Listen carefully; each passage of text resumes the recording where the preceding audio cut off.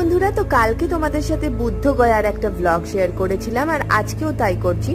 জানো তো, যেখানেই বুদ্ধিস্ট ধর্ম রয়েছে সেখানকার প্রত্যেকটা দেশেরই একটা করে প্যাগোডা বা মনেস্ট্রি কিন্তু এই বুদ্ধগয়াতে রয়েছে। যেমন থাইল্যান্ড, চীন, জাপান, প্রত্যেকটা দেশের একটা করে মনেস্ট্রি রয়েছে বুদ্ধগয়াতে। তো আমরা মোটামুটি কয়েকটায় ঘুরেছিলাম, তার মধ্যে থেকেই একটা তোমাদের সাথে শেয়ার করছি। আর এই মনেস্ট্রিটার বাইরে এত সুন্দর একটা ফুলের গাছ ছিল, অনেক ভালো ভালো ফুলের গাছ ছিল, ভাবতেই পারবে না, ভীষণ সুন্দর ছিল।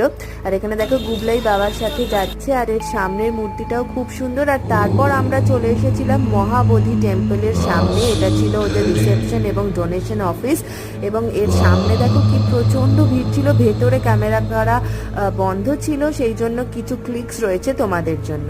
বাই।